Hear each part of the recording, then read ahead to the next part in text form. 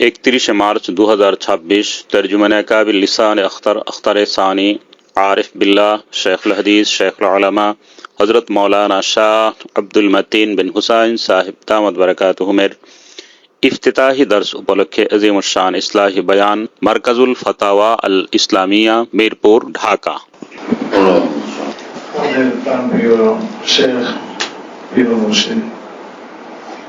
হাজারো আলেমদের জান এবং জান ধান তৈরি আমাদের শেখ খুতবে আলম রুমিয়া জামানা মুজাদ্দিদে জামানা আরিফুল্লাহ হযরত শাহ আব্দুল মতিন বিন হুসাইন সাহেব বরকাতুহুম तशरीफ आवारी अल्लाह ताला বড় মেহেরবানি আমাদের উপর এবং ইহসানে আযীম হযরত আল্লাহ বরকাতুহুম দীর্ঘ রাত এখন 1টা বাজে এত কষ্ট করে হযরত জি আমাদের এখানে তশরিফ এনেছেন আমাদের জন্য অনেক বড় সৌভাগ্য। হযরত জি সেহাত আফিয়াতের জন্য আল্লাহ তাআলা বিপুল বরকত দান করেন, আমিন। সেহাত আফিয়াতের সাথে দীর্ঘ হায়াত নসিব করেন, আমিন। মারকাজুল ফাতাওয়া ইসলামিয়া এটা হযরতেরই দোয়া এবং নজরের প্রতিষ্ঠান। এই নামও হযরত জি দিয়েছেন। এর প্রথমে নাম আমরা চিন্তা করেছিলাম মারকাজুল ফিকহি ওয়াল ফাতাওয়া। হযরত জি এটা পরে মারকাজুল ফিকহ উচ্চারণ করবে কিভাবে, এটা এত বড় উচ্চারণ হযরত জি আমাকে শুনেছেন, আমি আসতে মানুষে কিভাবে উচ্চারণ করবে এটা। এরপরে হযরত জি নাম বরকাতুহুম মারকাজুল ফাতাওয়া ইসলামের নাম দিলেন। পরে হঠাৎ করে এটা ছাড় দিলাম যে প্রত্যেক দেশে বড় বড় ইয়েতে মানে খালিজের ভিতরে বড় বড় দেশগুলোর ভিতরে সরকারি তত্ত্বাবধানে যে সমস্ত ফাতাওয়া বিভাগগুলো থাকে তার নাম হলো মারকাজুল ফাতাওয়া ইসলামিয়া। এই নাম হযরত জি নাম বরকাতুহুম নজর এত আবেগ থাকে, এত ওসি থাকে এবং হযরত জি মারকাজুল ফাতাওয়ার মুতাওয়াল্লি সভাপতি এবং মুরব্বী। এখানে যা কাজ হবে সবই হযরত জির নজরের বরকত। আল্লাহ তাআলা হযরত হায়াতুল বিপুল বরকত দান করেন। হযরত জি এখন আমাদের সামনে দর্সের ইফতিতাহ করবেন।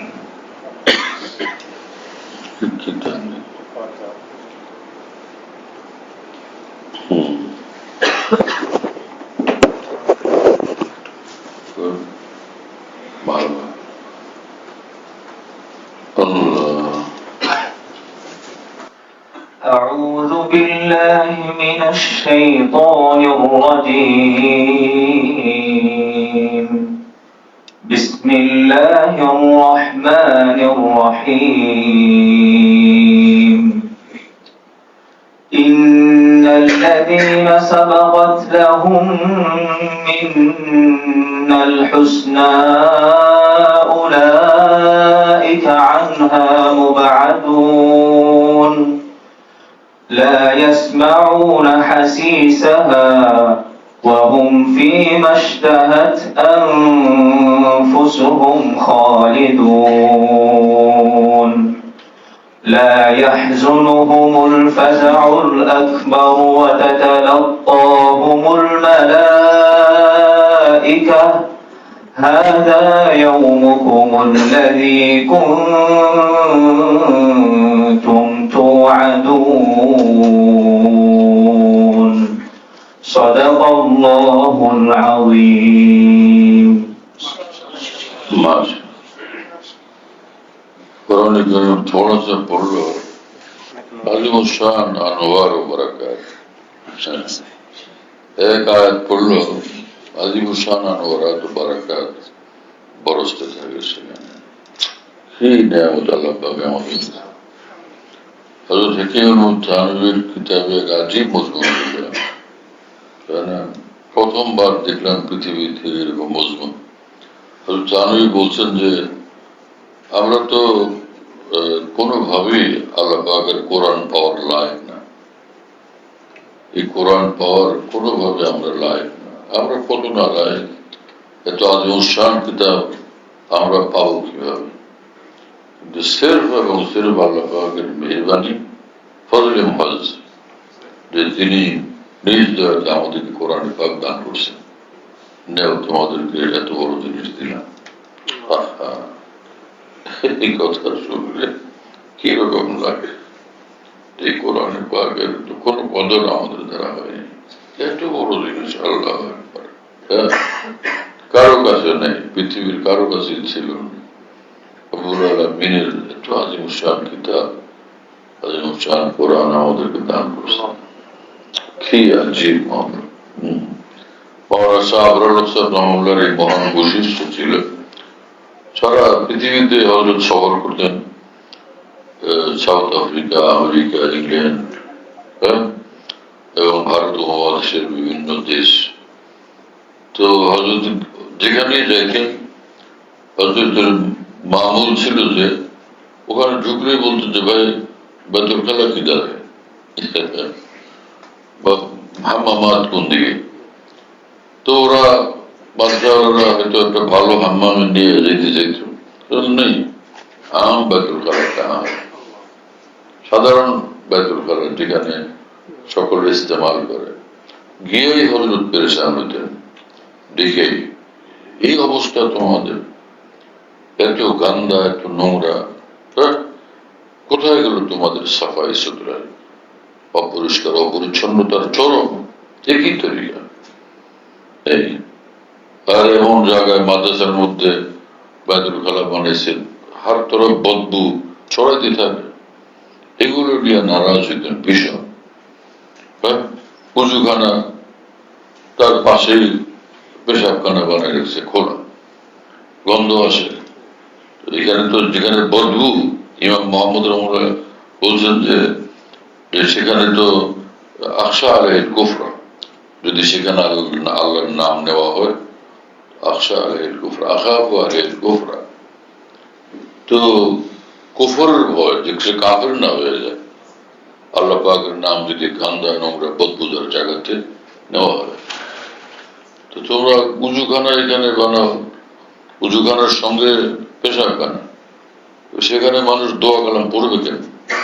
জায়েজ নেই দোয়া পড়ার সেখানে, কি পেরেশান। এই মানুষটাকে যদি আমরা না দেখতাম, না পাইতাম, তো আমাদের জীবনে আহকামাতে শরিয়া অনেকগুলো অধ্যায় সম্পর্কে জাহালত থাকতো, একদম জাহালতে মুবতালাই থাকতাম আমরা। বিরাট বিরাট আলেম, বিরাট বিরাট মুফতি, বিরাট বিরাট সাইকোলজিস্ট, অথচ এই সকল আহকামাতে শরিয়া কতগুলো এরকম যেখানে একদমই জাহালতে মুবতালা ছিল আমরা। উযু করা হয় একটু কল ছেড়ে দিয়ে, আওয়ামও করতেছে, সাইকোলজিস্ট মুফতি সাহেব করতেছে, মুহতাম সাহেব করতেছে, কল ছাড়া পানি পড়তেই আছে, লাগবে এক বদনা, 12, 13, 14 বদনা পড়িয়ে গেল, কিন্তু সব এসরা, হ্যাঁ, গুনাহে কবিরা হচ্ছে। সাহার দুই আমাদের সামনে দেখাবেন যে কেমনি উঁচু করতে হবে। যদি কল থেকে করে, এক সুরত হলো কল থাকলো কিন্তু বদনালো, পানি ভরো তো উঁচু করো, তাহলে অল্প পানি দিয়ে হয়ে যাবে। আর এক সুরত হলো কল খোলো, হাতে পানি নাও, ফের কল বন্ধ করো, ফের ইস্তেমাল করো, ফের কল করো। কিন্তু মুশকিল, বারবার বারবার বারবার, তবুও করতে হবে যাতে ইসরাফের গুনাহ থেকে বাঁচা যায়। এইটা দেখেন পানি পান করা ডক ডক ডক ডক করে, এটা রাসূল আকরাম সাল্লাল্লাহু আলাইহি ওয়াসাল্লাম এটা মানা করছেন। লা তাউবুহু আবান, মানে বেশি বেশি পরিমাণে একসঙ্গে নিয়ে পানি পান করতে, এটাকে মানা করছেন। হ্যাঁ, মুসুহু মাসান, মুসুল মা মাসান, ওলা তাউবুহু আবান, মাসান মুসুহু মাসান কালিলান কালিলান, ইশরাবুহু কালিলান কালিলান। এইটা তো এবার পড়লাম, তর্জমা শুনলাম, হযরত হাফতি गिलास पूरे पानी निकले। और मुझसे मसलन कैसा है, इशरबू कलीलन कलीलन, अब मैं तुम्हें दिखाता हूँ। और हजरत पानी गिलास আমাদের সামনে নিজে শেখানোর জন্য, তালিমের জন্য হযরত মুখে নিলেন, নিয়ে এসে পানি ধীরে ধীরে ধীরে ধীরে তার জন্য খাচ্ছেন। আমাদেরকে দেখায় আহা কি মানুষ আকাবির দিন। قال رسول الله صلى الله عليه وسلم البركة مع أكابر الخير مع أكابر وفي رواية لا يزال الناس بخير ما أخذوا العلم عن أكابرهم فإذا أخذوه عن أصابرهم وصغارهم هلكوا। এর তো সেদিনের যেটা আকাবের দিন থেকে আমাদের নিকট পৌঁছে, তাহলে কিসের এলেন সেটা? আল্লাহ এই আকাবের দিনকে দেখার আল্লাহ তৌফিক দিয়েছেন। কি মানুষ এটা একদম। হাকিমুল ইসলাম আল্লামা কারি তৈয়ব সাহেব রহমাতুল্লাহ সে করাচিতে বয়ান করতেছিলেন স্টেজের উপরে। আল্লামা ইউসুফ বিন রহমাতুল্লাহ হামের উলুমে আনবারশা কাশ্মীর রহমাতুল্লাহ তিনি স্টেজে বসেন। হাকিমুল ইসলাম কারি তৈয়ব সাহেব বয়ানের মাঝখানে হযরত বিনু এক চিৎকার দিয়ে একদম পড়ে গেছেন, একদমই পড়ে গেছেন। তো পরে হযরত বিন্নুর যখন দর্শে আসছেন মনে হয়েছে বিন্নুর রহমাতুল্লাহ সিলেটের এক আলেম ছিলেন হযরত বিন্নুর শাগিদ হযরত মাওলানা কুতুবউদ্দিন সাহেব রহমাতুল্লাহ, মাওলানা কুতুবউদ্দিন সাহেব হযরত বিন্নুর শাগিদ, তিনি এই ঘটনা শুনেছেন আমাদেরকে। তিনি বলেন যে ভাই আমি ছিলাম মুখ পোড়া মানুষ। দু এক লোক আছে না কথা একটা না একটা টাস করে মুখের উপর বলে দেয়, তো এটাকে উর্দু মুখফোর বলে।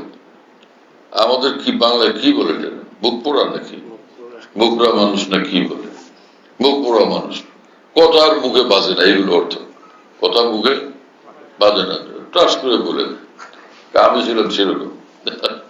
উনি বললেন যে হযরত বিন বুখারীর সবকে আসছে, আমি বললাম যে এটা একটা কাজ করলেন আপনি।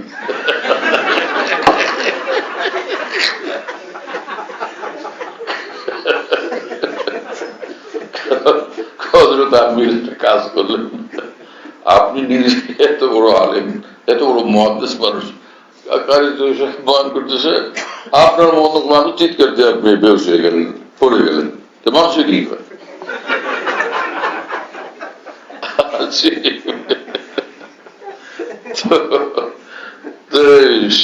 সাদা মনের কথা হযরত মনে কষ্ট নেন নাই, বড় খুশি হয়েছেন যে পাগলার কথা ভালো। পরে হযরত বিন কথা শোনো আমার, আমি কি জন্য বসছি বলেন দেখি।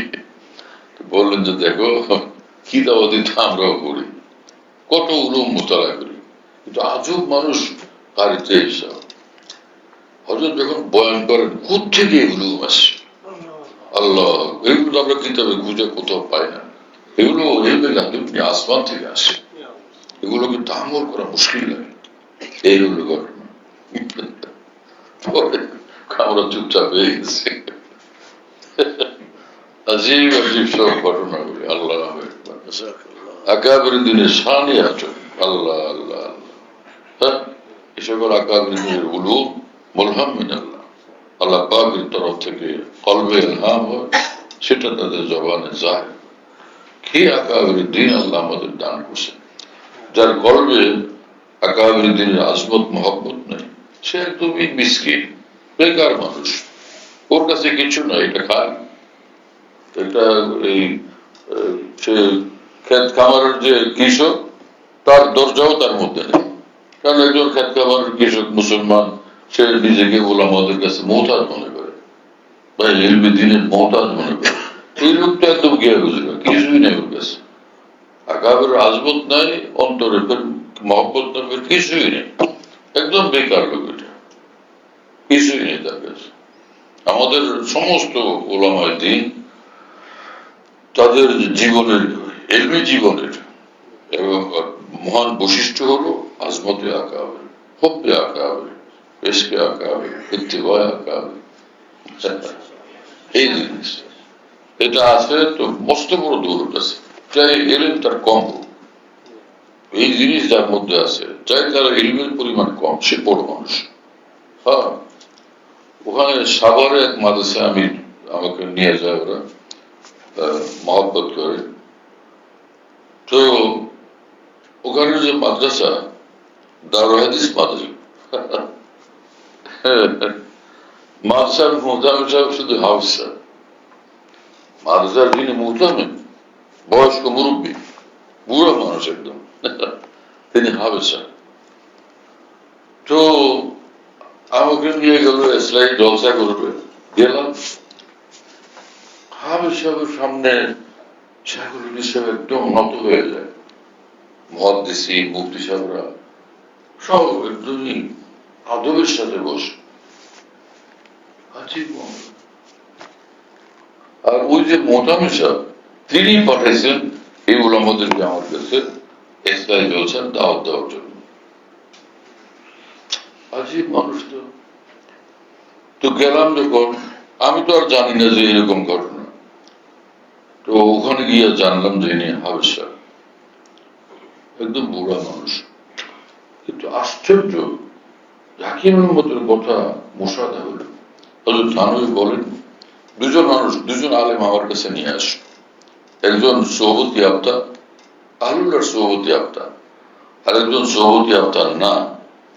আমি মাথা থেকে পা পর্যন্ত এক নজর দেখবো, এরপর আমি বলে দেব ইনি সোহবত ইয়াফতা, ইনি সোহবত ইয়াফতা না। দুজনের মধ্যে আসমান জমিনের পার্থক্য থাকে।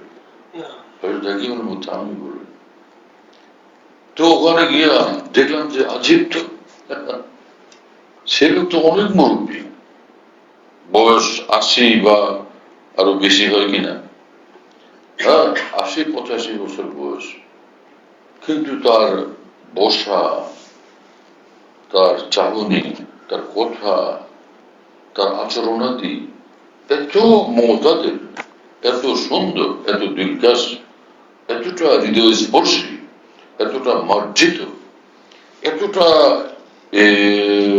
সুনিয়ন্ত্রিত, এতটা মাপা মাপা, আমি অবাক।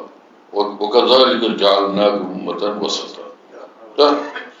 তরজমা জানলে তাফসীর পড়লে হয় উম্মাতান ওয়াসাতা। এটা তো আহলুল্লাহর সুহবতেই উম্মাতান ওয়াসাতা তৈরি হয়। হ্যাঁ, আশ্চর্য মানুষ তো। আমি অবাক হলাম যে ভাই এই মানুষ এমনি এইরকম তৈরি কিভাবে হলেন? হাফেজ সাহেব মানুষ, একজন হাফেজ সাহেব এইরকম ভাবে তৈরি হলেন কিভাবে, কি ব্যাপার? পরে আমি বসে আছি, তখন ওই যে এই হুজুররা আমাকে বলতেছেন, শাইখুল হাদিস সাহেব, হ্যাঁ শাইখ সানি, তারা কথা বলতেছেন ওই মজলিসে যাওয়ার আগে। বলতেছেন যে ইনি হযরত পীরজি হুজুর রহমাতুল্লাহির সোহবত ইয়াফতা। কি কথা! ইনি পীরজি হুজুর রহমাতুল্লাহির দেওয়ান, পীরজি হুজুরের আশিক দেওয়ান, পীরজি হুজুরের সঙ্গে তাআল্লুক ছিল। সদস্য হুজুরের আশিক দেওয়ান। সদস্য হুজুর জানেন হযরত মাওলানা শামসুল হক ফরিদপুর রহমাতুল্লাহ, সদস্য রহমাতুল্লাহর সোহবত পাইছেন, পীরজি হুজুরের সোহবত পাইছেন। তাদের বড় পীরজি হুজুরের খাদেম ছিলেন, এই হাফেজ হুজুর হাতে বায়াত ছিলেন। বলি ভাই, এক দরিয়ার পানি কত মিঠা, পদ্মার পানি, একটু তিন দরিয়া পাইছেন। পীরজি হুজুর, হাফেজ হুজুর, সদস্য হুজুর। কিন্তু এই যে ওলামা ওখানে যারা, তারা 100 ভাগ তাকে মানেন, প্রতিও কর্মকর্তা। তারা দেখতেছেন আমরা ফতুল বাড়ি ওমদাতুল কারি মোতালা করে খুব বুঝি, পড়াইতে পারি, কিন্তু যে মেয়ারের ঈমান এবং দ্বীন এই মানুষটার মধ্যে আছে, সেটা আমাদের মধ্যে নাই। অতএব উনি বড়, আমরা ওনার কাছে থাকলে আমাদের সৌভাগ্য। কি বিষয়!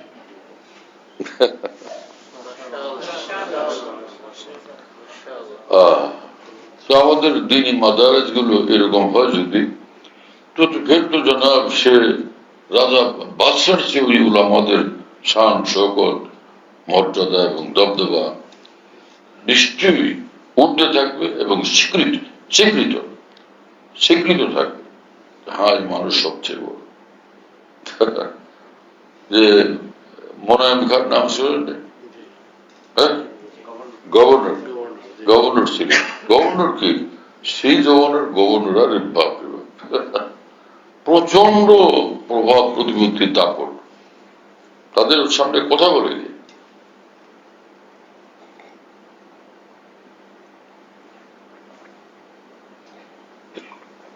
মোনায়েম খাঁ, এমনি তো লোকেরা বলে মোনায়েম খাঁ, তো মোনায়েম খাঁ তো দেখা করতে গেছেন পীর সঙ্গে বড় ব্যাপার, সাক্ষাৎ করছেন, হুজুর আসছে, দেখা করবো, দোয়া নেব, ঠিক আছে। হাজী ইমদাদুল্লাহ সাহেব মুহাজির মক্কি রহমতুল্লাহ বলছেন যে দুনিয়াদার লোকেরা, দুনিয়ার লাইনের লোকেরা যদি ওলামায়ে দ্বীনের কাছে আসে, আউলিয়া কেরামের কাছে আসে, তো তাদের একরাম করব, সম্মান করব, হ্যাঁ, এটাই তরিকা তাদের মধ্যে দিন পৌঁছানো, তাদের একরাম করো, তাদের সম্মান করো। অনেক মানুষ আমাদের ওলামাদের মধ্যে এই জিনিস জানে না, হয় একদম তাদের গোলাম হয়ে যায়, আর না হলে সামাজিক ভাবে তাদের যে সম্মানটুকু দেওয়া সেটাও জানে না। দোনোটাতে খালি, না এদিক না ওদিক, না ঘরকা না গাটকা, এই অবস্থা। হাজী সাহেব রহমুল্লাহ বলতেন যে নেমাল আমির আলা বাবিল ফকির, এরা আমির দুনিয়াদার, কিন্তু যখন ফকির মানে ওলামা আউলিয়াউল্লাহ তাদের কাছে যখন যান, তারা সম্মানের যোগ্য, নেমাল আমির, তখন তারা নেমাল আমির। আর বিসাল ফকির আলা বাবিল আমির, ফকির মুরাদ হলো ওলামা এবং আউলিয়া কেরাম। ওলামা আর আউলিয়া যদি আমির আর দুনিয়াদারদের কাছে তাদের দুয়ারে গিয়ে হাজির হয়, সব বরবাদ করছে, সে সব নষ্টামিতে লিপ্ত হয়ে গেছে, নিচে নেমে গেছে। বিসাল ফকির আলা বাবিল আমির। যাই হোক, পীর হুজুর আমাদের কাছে গেছেন, মোনায়েম খাঁ পীর হুজুর মহব্বত করছেন, সম্মান করছেন, আপ্যায়ন করছেন। সেই জমানার বাপরে বাপ, পাকিস্তান আমল, হ্যাঁ, তখন যার কাছে 1,00,000 টাকা থাকে সে তো বিশাল বড় মানুষ। সেই জমানার 1,00,000 টাকা কি, তুমি কি বুঝলেন না? সে পাকিস্তান আমলে যে আমার বাড়ি তো ভোলা লালমোহন, তো আমি একবার আমার আব্বার সঙ্গে জিদ করলাম, বা বয়স আমার 12-13 হবে, আমার একটা ভালো লুঙ্গি কিনে দিতে হবে। আমরা ছোটবেলায় লুঙ্গি পরতাম গাঁও গ্রামে, আব্বারে বললাম যে আমার ভালো লুঙ্গি কিনে দিবেন। তো আব্বা আমাকে নিয়ে গেলেন বাজারে, কাপড় দোকান নিয়ে গেলেন, না না লুঙ্গি, হ্যাঁ এটা আমার পছন্দ হয় না, সেটা পছন্দ হয় না, এক রঙের একটা লুঙ্গি, কাপড় হাত দিলে কি আরামদায়ক, মোলায়েম। ছোট মানুষ, আমি গ্রাম দেশের ছেলে, বুঝি টুঝি না, কিন্তু কাপড় দারুণ সুন্দর, হাতে হাত লাগলেই আরাম লাগে, অনেক মোলায়েম, উন্নত মানের সুতা। হ্যাঁ, তো সেটা পছন্দ করলে আব্বা বললেন যে দাম কত, ওরা দাম টাম বললো, শেষে এই লুঙ্গি 7 টাকা দিয়ে, 7 টাকা অথবা 7.5 টাকা দিয়ে কিনে দিচ্ছে ওই জমান। অথচ এর আগে আব্বা আমার এক জোড়া লুঙ্গি কিনে দিয়েছিলেন 4.5 টাকা দিয়ে, এক একটার দাম 100 টাকা। সেই যে 4.5 টাকা দামের 2টা লুঙ্গি, ওইটা আমি 1 বছর যাবত পড়তেই থাকছি, আর ছিল না। আমি এত বিরক্ত হয়েছি, সে 4.5 টাকার লুঙ্গি 1 বছর যাবত ছিলই না। আমি এত বিরক্ত হয়েছি, তোর কি হলো, তুই ছিলবি না, আর কত পড়বো আমি। ওর পরে এই ঘটনা যে 7 টাকা একটা লুঙ্গি কিনে দিচ্ছেন। আমাদের ওই যে আমাদের সে লালমোহন উপজেলা শহরের, তখন তো উপজেলা ছিল না, থানা শহরের ওই যে অনেক বড় প্রভাবশালী এক নেতা, হ্যাঁ, বসুর এক রাজনৈতিক দলের নেতা ছিলেন, বিরাট বড় জমিদার মানুষ, অনেক বড় ধনী।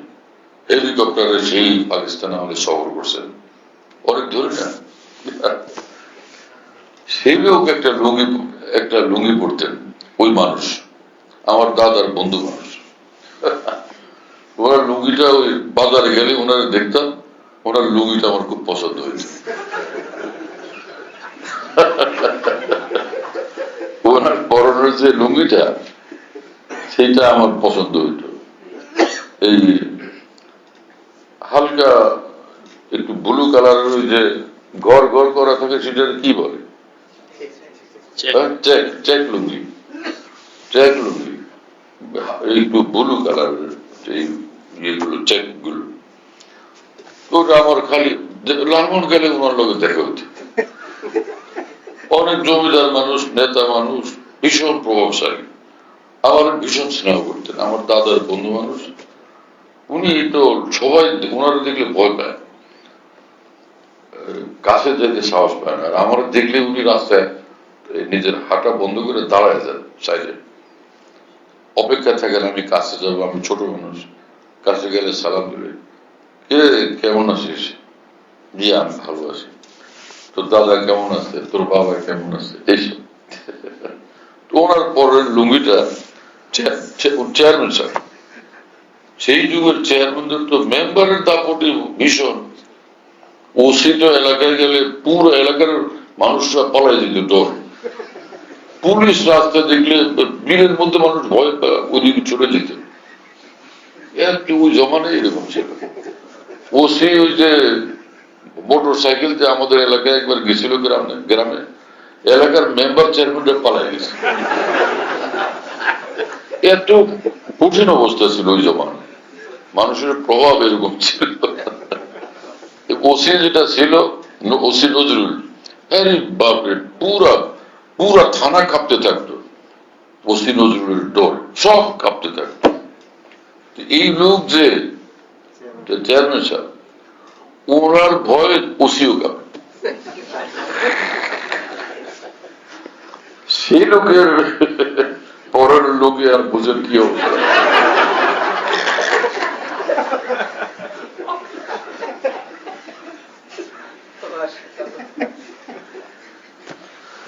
পরে আমি 7 টাকার লুঙ্গি পরে আমি হাঁটি যখন রাস্তায়, সে কি আরাম, সাফ খুব মজা তো। যাই হোক, একদিন লালন বাজারে গিয়ে যে ঘর থেকে এই লুঙ্গি কিনা হয়েছে 7 টাকা 7.5 টাকা দিয়ে, সেই ঘরে ওই লুঙ্গি আমি দেখে আসছি, চেয়ারম্যানের পরনে যে লুঙ্গি, দেখলাম স্তূপ করে রাখছে তারা। তো ওই দিন যে 7 টাকা দিয়ে কিনলাম, সেদিন ওই লুঙ্গির দাম জিজ্ঞেস করি না, ভয়, ভাই এইটাই 7 টাকা দিচ্ছি, যে কি হবে কি জানি, কি কথা বুঝেন না। আমি যেটা পছন্দ করলাম সেটা 7 টাকা। চেয়ারম্যান তো এত প্রচন্ড প্রভাবশালী লোক, আর বিশাল বড় জমিদার, তার ভাইরাও সব বড় বড় জমিদার, নাম করা সব, তারা মিয়া বংশ। তা আমি একদিন ওই বাজারে একলা একলাই গিয়া, ওই যে ঘর থেকে আমার বাবা দাদা কাপড় চোপড় কিনে সব সময়, সেখানে গিয়ে বসলাম। তারা জানে শুনে মহব্বত করে, বসলে খুশি হয়, গিয়ে বসলাম। আর ওই কর্মচারীরা তারাও মহব্বত করে, মানে আমার দাদার মহব্বতে, বাবার মহব্বতে ওরা খুব রেয়াত করে। গিয়ে বসলাম। পরে ওই যে চেয়ারম্যানের লুঙ্গিটা একলা একলা জিজ্ঞেস করলাম যে যেটা এই লুঙ্গিটার দাম কত, এই লুঙ্গি কত করে, 2 টাকা।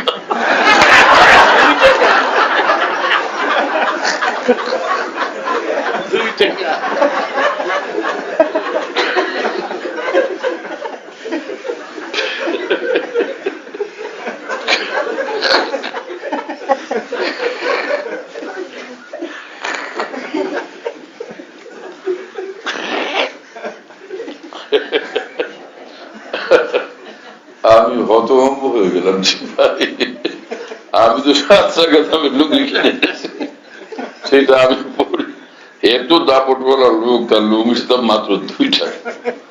ওই বড় লোক মানুষ পরে তো মানুষে দেখলে সেরা গেঞ্জি দেখলেও মনে করে না জানি কত দামে। এই কথা বুঝুন না, একজনে গরিব মানুষ ডাক্তারে বলছে মুরগির চুপ খায়, মুরগির চুপ খায়। কি কথা বুঝুন না, আর দেখলো যে এক জমিদার উনিও চুপ খায়, এ মনে করে যে না জানি ওনার কত দাম। পরে একদিন ওই জমিদারের যে খাদেম ওর জিজ্ঞেস করছে, সারে কি সুপ খায়? বলে যে এটা কাঁচকলার সুপ খায়।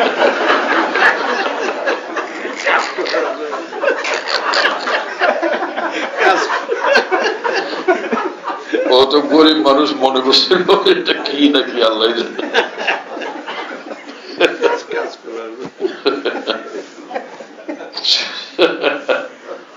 যাই হোক, তো এটা তামহিদ ওই ঘটনাটার জন্য যে পীরজুজুর আমার কাছে মনায়ন কেন গেছে, কি আমাদের আকাবের শান, কি বলবো আমি, আল্লাহ কি আল্লাহ তাআলা আমাদেরকে মহান উলামায়ে দ্বীন দান করছেন, কি আমাদের হাজরা মুক্তাদা হাজরা। পীরজুজুর রহমাল্লাহর কাছে উনি কতক্ষণ বসলেন, পরে 1 লাখ টাকা বের করলেন। হ্যাঁ, যে 1 লাখ টাকা বের করছেন। হ্যাঁ, সে বললেন যে হুজুর এটা নেন, এটা এক মাদ্রাসার জন্য আনছি, এটা মাদ্রাসার জন্য রাখেন, এটা 1 লাখ টাকা। এরপর শুনেন কি ঘটনা, আল্লাহ। জি হুজুর বললেন এটা কি আপনার ব্যক্তিগত টাকা নাকি সরকারি টাকা?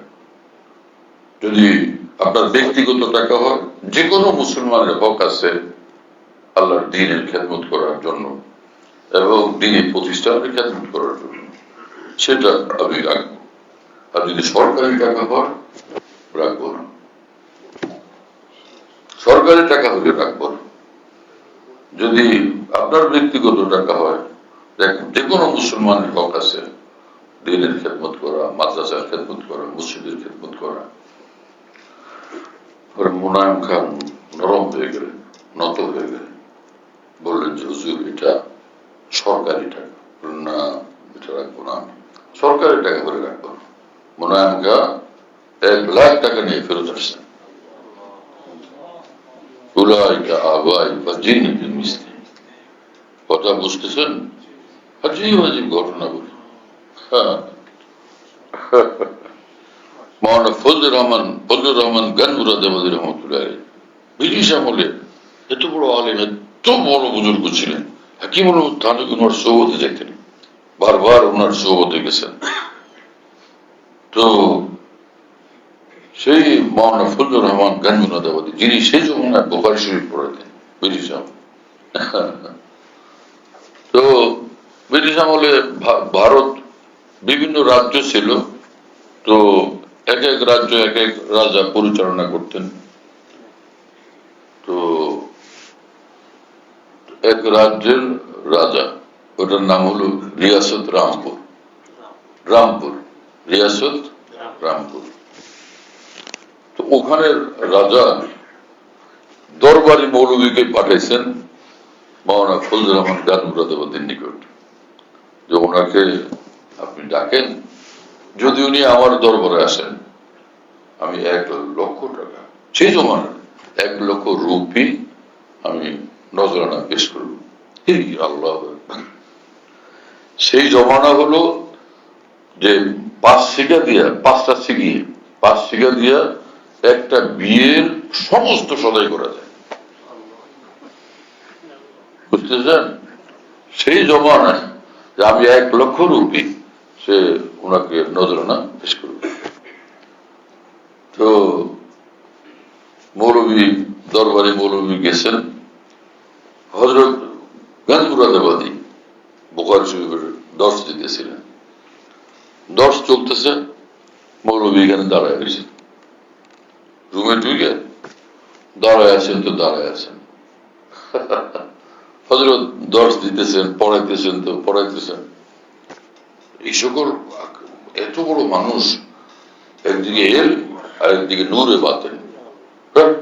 ইমাম মোহাম্মদ রহমুল্লাহ বলেন, ইমাম মোহাম্মদ রহমুল্লাহর জীবনীতে পড়ছে, তিনি বলেন যে আমার উস্তাদ ইমাম শাফি রহমুল্লাহ বলেন, আমার উস্তাদ ইমাম মোহাম্মদ রহমুল্লাহ যখন কথা বলেন, কাআন্নাল কুরআন উনজিলা আলাইহি, আমার কাছে এরকম মনে হয় যে তার জবানের উপর আল্লাহর কোরআন নাযিল হচ্ছে। এইরকম হাল ছিল সকল আকাবের দিনে। আল্লাহু আকবার। হ্যাঁ, হযরত গাঞ্জুরাবাদী মস্ত হয়ে পড়েছে। এক পর্যায়ে হযরত একটু থামছেন, তখন বললেন যে মৌলভী ক্যা মাংতা হ্যায়, ভাই মৌলভী তুমি চাও কি? তখন উনি বললেন যে হযরত রিয়াসত রামপুরের রাজা আমাকে পাঠিয়েছেন, আপনি যদি মেহরবানি করে দরবারে তশরিফ নিয়ে আসেন। রাজা আমাকে বলছেন যে আপনাকে 1 লক্ষ রুপি তিনি নজরানা পেশ করবেন। হ্যাঁ, হযরত গানগুরাতে বলতে বলেন মৌলভী লাখ রুপিয়া পর ডাল খাক। হ্যাঁ, লাখ রুপিয়া পর ডাল খাক, লক্ষ টাকা চাই মাটি। এটা সংবাদ নিয়ে আসতে আমাকে চাও এখান থেকে। হাকিমুল উম্মত থানভী ঘটনা বয়ান করছে। বলো কি জিনিস, আমরা তো আকাবের দিনে মলফুজাত মাওয়াজ মুতালা করি। হ্যাঁ, এক জমানা ছিল আলহামদুলিল্লাহ, শরীর আমি তো অসুস্থ মানুষ, ছাত্র জীবন থেকে ছিলাম, তারপরেও ফারেক হওয়ার পর আলহামদুলিল্লাহ যতটুকু মোতালা করার তৌফিক ছিল, দ্বীনি কিতাবাদের মোতালার একটা নেশা ছিল। এখন তো কমজোর দুর্বল শরীর, একবারই মুশকিল লাগে, কিন্তু আফসোস আছে দিলে, হ্যাঁ রে আগে মোতালা করতে পারি না। আগে তো আমি এই যে মোতালা করতাম না, তো এক খাড়ানো অবস্থায়, এক দাঁড়ানো অবস্থায় 3, 4, 5, 6, 7 ঘন্টা চলে যেত।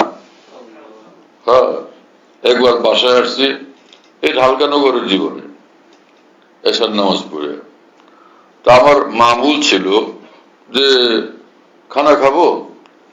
হ্যাঁ, যতক্ষণ খানাটা আনতেছে এতক্ষণ তো আমি মোতালা করতে পারি, 10 মিনিট 15 মিনিট, এতে তো আমার কিছু ফায়দা হবে, কিছু এলমের মধ্যে এজাফা হবে।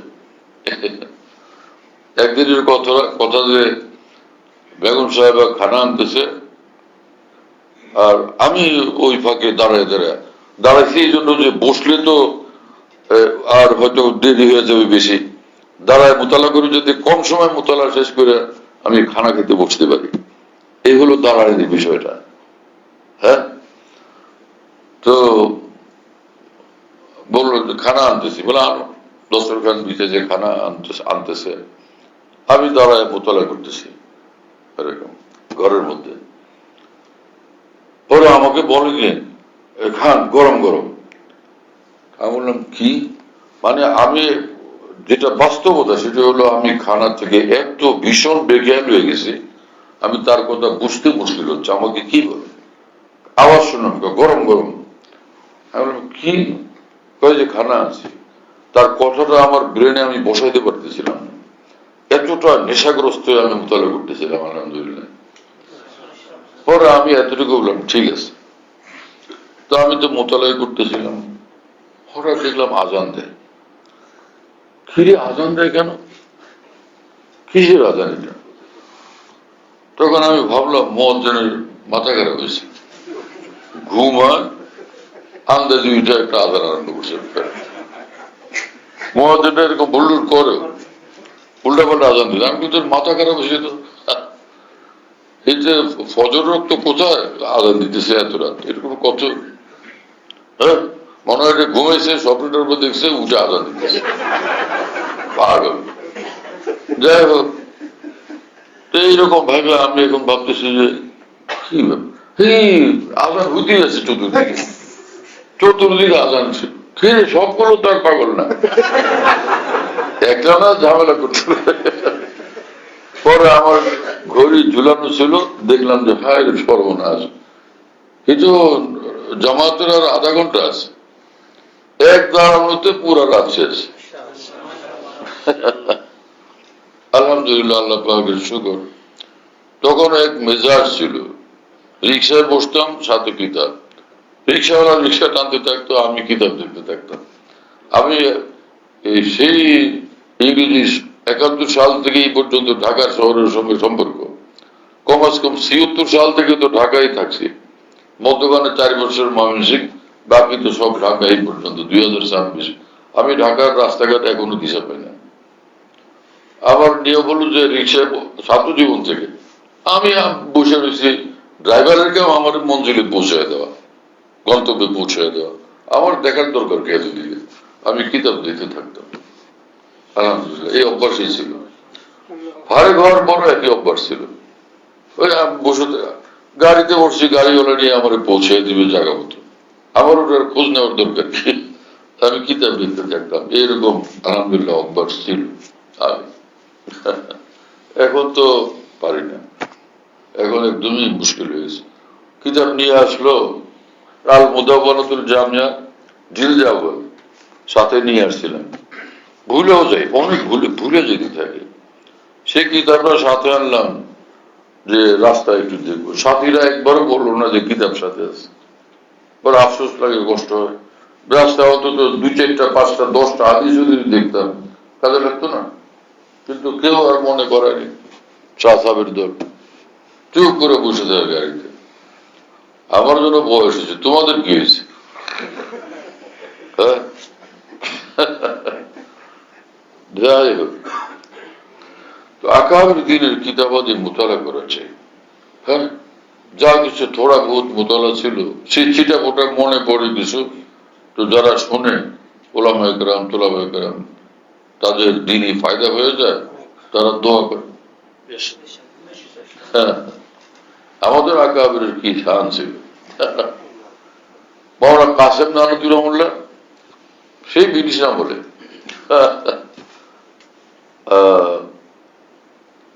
ওখানে ভারতের যে রাজ্যগুলো ছিল, ওখানে এক রাজ্যে হযরত সফরে গেছেন মুসলমান বাদশাহ, এখন তো নামটা মনে নেই।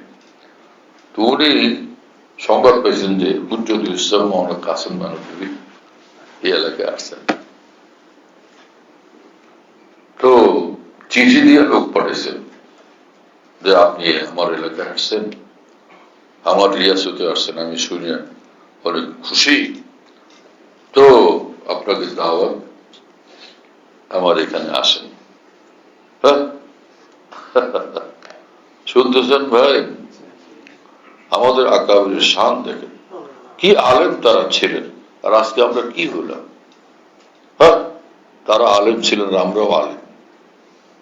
আমরা আমাদের আকাবের দিনের জন্য বহুতই কলঙ্কে পরিণত হয়ে গেছি।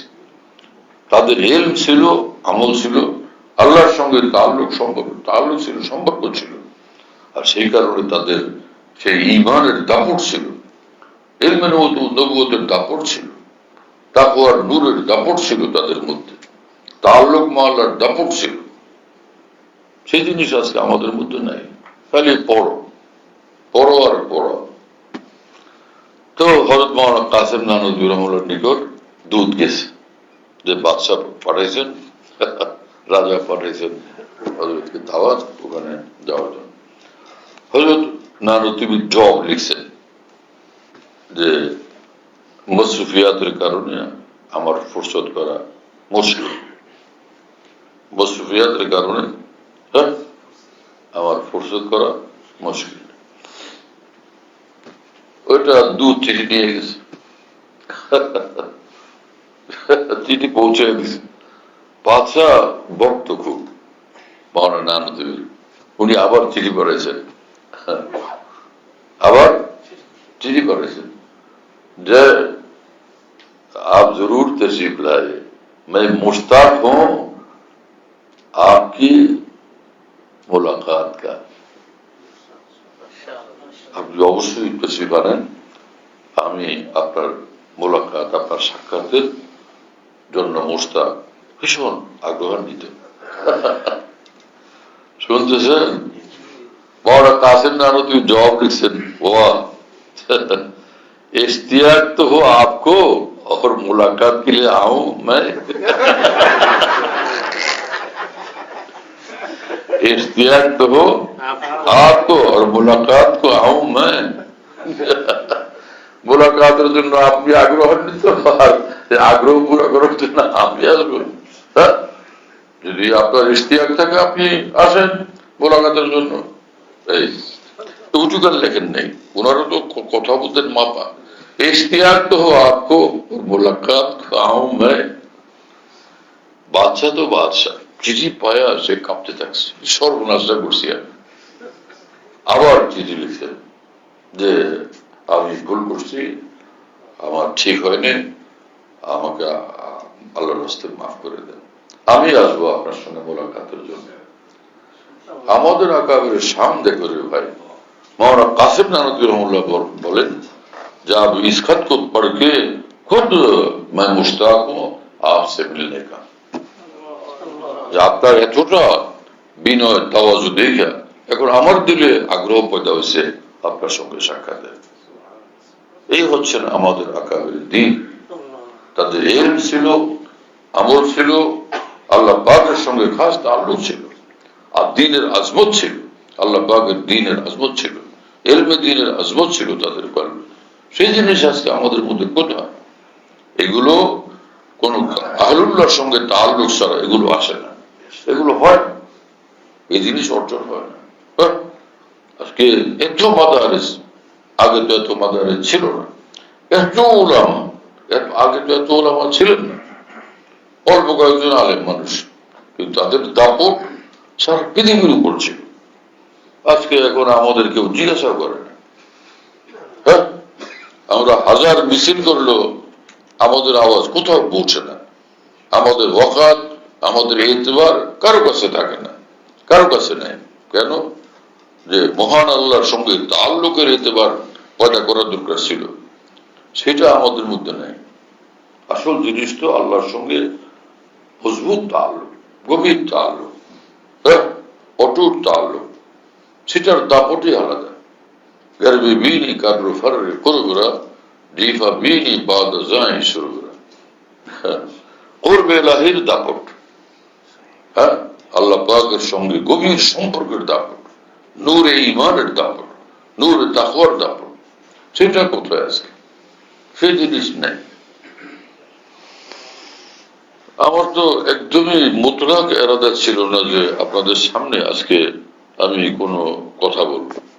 হ্যাঁ, কারণ তো জামিয়া আব্দুল্লাহ ইবনে মসউদে গেলাম, ওখানেও চাইছিলাম যে কথা শেষ করে দিই, ও আখরু দাওয়ানা বলছি। মুফতি সাহেবের আব্বা ওখানে পাশে বসা ছিলেন, বললেন যে কি করলেন, মানে উনি তো বললেন যে শুরুই তো হয়নি, শেষ করলেন কিভাবে? ওনার কথা বলা যাচ্ছিল, মাত্র শুরু হলো, সব শেষ হয়ে গেল কিভাবে? হ্যাঁ, মুশকিল। পরে একদম অগত্যা আবার সে ওনার অত্যন্ত সম্মানিত মুরব্বী মানুষ, আল্লাহওয়ালা মানুষ, পরে ওনার কথায় আবার একটু ফুটে একটু কিছু বলতে বলতে সময় গেল। পরে সেখান থেকে বের হয়ে আসছি, আমারও লাগছে ক্ষুধা তীব্র ভাবে। সঙ্গী সাথীদের বললাম, তোমাদের কি ক্ষুধা লাগছে? অনেক ক্ষুধা লাগছে। আমি ভাবলাম যে ওদের কষ্ট দেওয়া তো ঠিক হবে না, সেজন্য আয়সা মুফতি সাহেবকে বললাম, ভাই মুফতি সাহেব ক্ষুধা তো লাগছে, সাথীদেরও ক্ষুধা লাগছে, আপনি যেটা করেন আগে খান, পরের দর্শ অথবা আগের দর্শ পরে আপনি চাই করেন। তা আমি ভাবলাম যে যাই, বক্তা সাহেব তো 2-3টা কিতাব থেকে পড়বে, দোয়া করে দিলাম, আয়সা বললাম খানা খাবো। কিন্তু বয়ানের সত্যি সত্যি একদম কোন মজমুন বয়ান করার খেয়াল ছিলই না, কিন্তু কি জন্য এই মুশকিলে পড়লাম তোমার। কসম বখুদা, আল্লাহর কসম, লক্ষ কোটিবার আল্লাহর কসম করে বলি যে যতক্ষণ পর্যন্ত আমাদের মধ্যে তাকওয়া, কামিল তাকওয়া আসবে না, সুহবতে আল্লাহ নসিব হবে না, তাআল্লুক মা আল্লাহর দৌলত সিনাতে অর্জন হবে না, তো আমাদের আকাবের দিনের মতো সেই শান শওকত, সেই দাপট কঠিন কালো পয়দা হবে। হ্যাঁ, পয়দা হইতে পারে যেটা, সেটা হলো অহংকার, দাম্ভিকতা।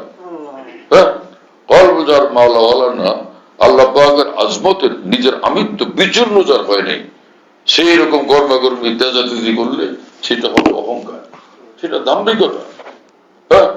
নিজেকে সে আমিত্ব থেকে মুক্ত রাখতে পারবে না, তখন তার গরমাগরমি ধমকাধমকি হবে যে আমিত্বের বহিঃপ্রকাশ, হ্যাঁ, অহংকারের বহিঃপ্রকাশ হবে।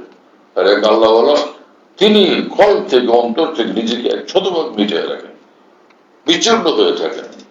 এই জন্য তিনি যেটা করেন বলেন সেটা হয় শুধু আল্লাহর জন্য।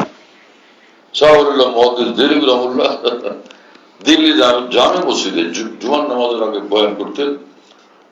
রাজা বাদশারা, মুঘল বাদশারা বসে থাকতেন শাহরুল্লাহ দিল্লির বয়ান শোনার জন্য। সেখানে শাহরুল্লাহ দিল্লি ধমকাধমকি করতেন, এই বাদশাহ শোনো আমি কি বলি, দিলে দারন জওয়াহিদ পারাশ कैसे ताबीर है केदारत जेर गर्दु मेरे सामने के मंदार। আমি উলিউল্লাহর সিনাতে আল্লাহ পাক তার মহব্বতের এবং তাল্লুক মা আল্লাহর হীরা জওহরা মণিমুক্তা দিয়ে আমার দিলকে সাজাইছে। বলো আসমানের নিচে জমিনের উপরে আমার মতো এইরকম ধনী কে আছে তোমাদের মধ্যে? শুনবে মুঘল বাদশারা মাথা নিচু করে দিত যে আমাদের মধ্যে, হ্যাঁ, আমাদের সিংহাসন আছে দুনিয়ার কয়েকদিনের ক্ষণস্থায়ী সিংহাসন, ক্ষণস্থায়ী দাপট। কিন্তু আল্লাহ বলার সিনাতে যে ইমানের দাপট, পূর্বে ইলাহির দাপট, তাল্লুক মাল্লার দাপট, দৌলত, হ্যাঁ, তার হৃদয় তো মহান আল্লাহ, হৃদয় সিংহাসনে মহান আল্লাহ নিজেই সমাসীন। সেই জিনিসটা আমাদের কাছে কোথায় আছে? অর্থাৎ তারা কাতর হয়ে যেত, নত হয়ে যেত, খালি খালি হয়েছে করলে হয়। হাবিব হুজুরও ধমক লাগাইতেন মাঝে মধ্যে এই দুনিয়া কারদেরকে, টোরে কেউ কথাই বলতো না হাবিব হুজুরের সামনে। বাংলাদেশের একদম শীর্ষস্থানীয় এক নেতাকে এমন ধমক দিয়েছেন হাবিব হুজুর, লিখিত ভাবে পত্র পত্রিকা আসছে এবং পুস্তক আকারে বেরিয়েছে সেই তার প্রেম ধমক। কিন্তু সেটা এইভাবে প্রকাশ্যে আমি বলতে পারবো না। প্রাইভেসিতে যদি আপনারা সবাই মিলেও বসেন সমস্যা নাই, শোনানো যাবে। এখন তো লাইভে সারা পৃথিবী শুনতেছে, এটা বলা যাবে না। এমন সিরিয়াস ধমক দিচ্ছেন আল্লাহ, সেই একটু ভীষণ প্রচন্ড প্রভাবশালী মানুষ, রাষ্ট্রের শীর্ষস্থানীয় ব্যক্তি এবং ব্যক্তিত্ব কোন দুঃশব্দ করেনি, ভয়ে নীরব থাকছে, কোনদিন কোন দুঃশব্দ করেনি। সেই দিন ওরা এই যুগ যুগ চলে গেল আজ পর্যন্ত। তিনি তো গেলেনি, তার পরবর্তী যারা রয়ে গেছেন তার সচ্চা অনুসারী, যথাযথ অনুসারী, তারা পর্যন্ত কেউ কোনোদিন এই ব্যাপারে একবার ঠোঁট খোলেননি, মুখ খোলেননি, লক্ষ্যশাহী করেননি। হাবিব হুজুরের আজমতের কারণে, শ্রদ্ধার কারণে। সে আজমতটা কিসের? হাবিব হুজুর কি আমি পাস? হাবিব কি হুজুর কি কোন রাষ্ট্রপতি না প্রধানমন্ত্রী ছিলেন, না সেনা প্রধান ছিলেন, না নৌবাহিনীর প্রধান ছিলেন? একটাই বিষয় ছিল যে তিনি আল্লাহ পাকের কামে ঘুরে ছিলেন, আল্লাহ পাকের সঙ্গে গভীর সম্পর্ক ছিল সেদিন।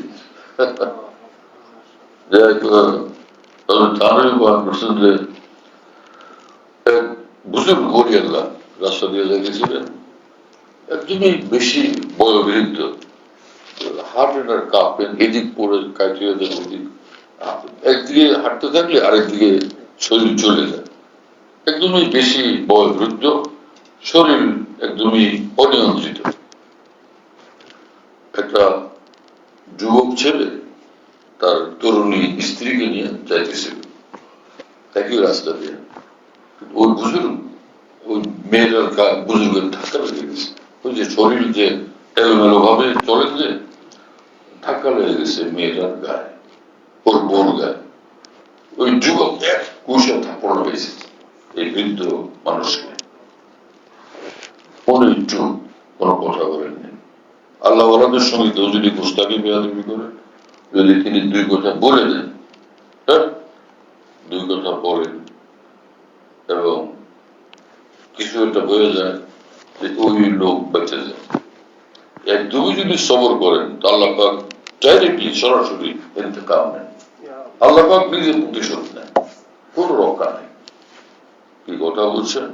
হাতির গায়ে আঘাত করলে হাতি সহ্য করে, হাতির বাচ্চার গায়ে আঘাত করলে হাতি কোনোদিন সহ্য করে না। আপনি এটার প্রতিশোধ নিয়ে যান। এরকম ঘটনাগুলি আছে, যাক সেটা।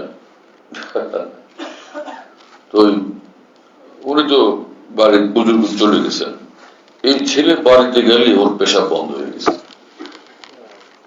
এই যুবক বাড়িতে গেলে পেশাব একদম বন্ধ হয়ে গেছে। সে যন্ত্রণায় ছটফট করতেছে, চিৎকার করতেছে। তুমি সুস্থ মানুষ, হঠাৎ কি এলো?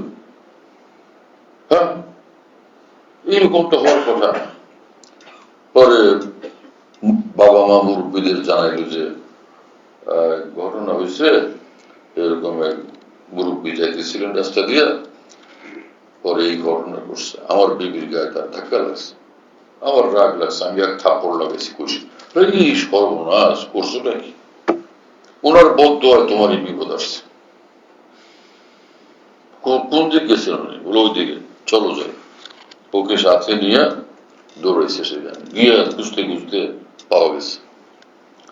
তখন হুজুর, আমার ছেলেরা আপনি বদদোয়া করছেন, বা ছেলে বলতেছে, হুজুর আপনি আমার বদদোয়া করছেন, আমার তো এখন পেশাব বন্ধ হয়ে গেছে, আমার অসহনীয় অবর্ণনীয় কষ্ট হচ্ছে, তো আমাকে মাফ করে দেন। না, আমি তো কোনো বদদোয়া করিনি। বদদোয়া না করলে এরকম হলো কেন? আমার ছেলের বিপদ আসলে বলতে নিশ্চয় আপনি বদদোয়া করছেন।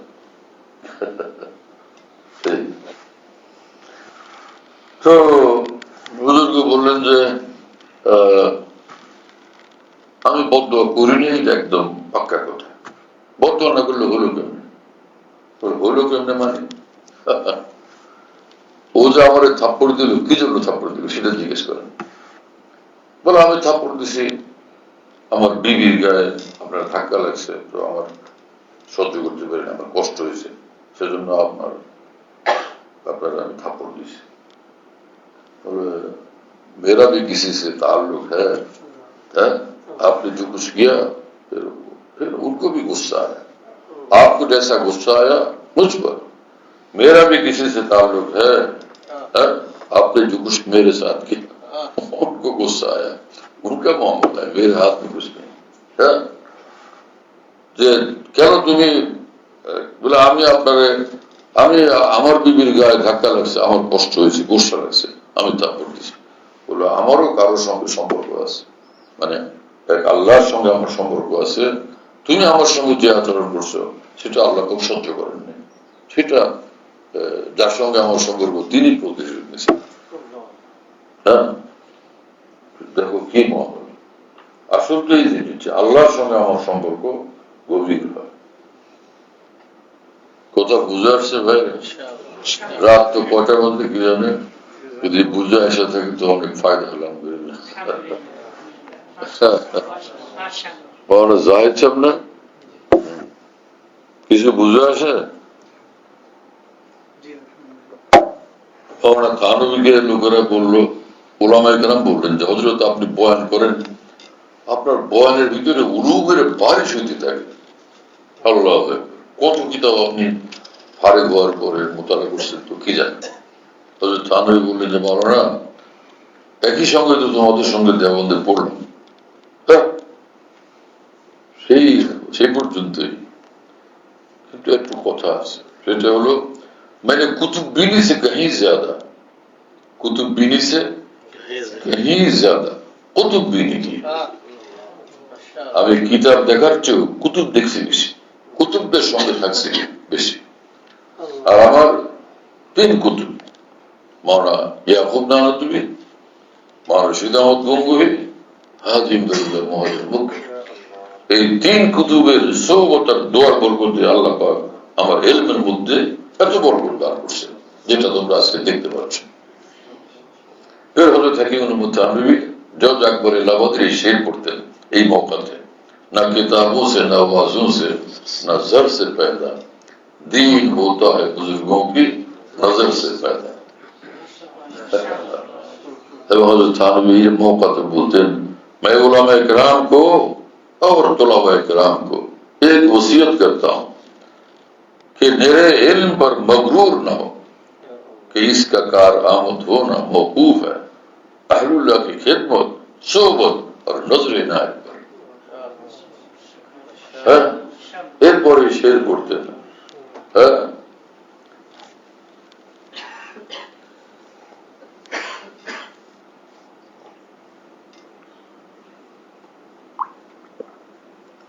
बेनायत हक खासान हक, बेनायत हक खासान हक, गर मलक बाशद सिया हस्तश परक, गर मलक बाशद सिया हस्तश परक।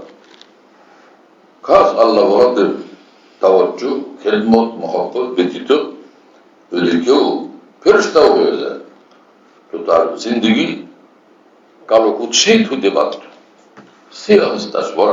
জিন্দিগির পাতা, সবগুলো পাতা একদম কালো কুৎসিত অন্ধকারে আচ্ছন্ন থাকে। মামুলি কথা এগুলো।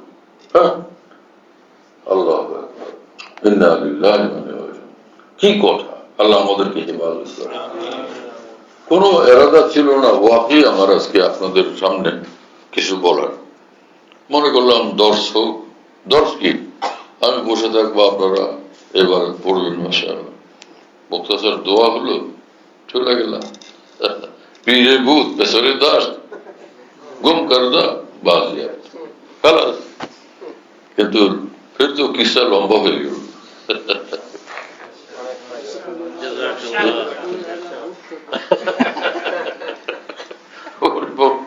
বলেন যে ফজর আজান হোক। চলেন ভাই, বিসমিল্লাহ শুরু করেন। বিসমিল্লাহ।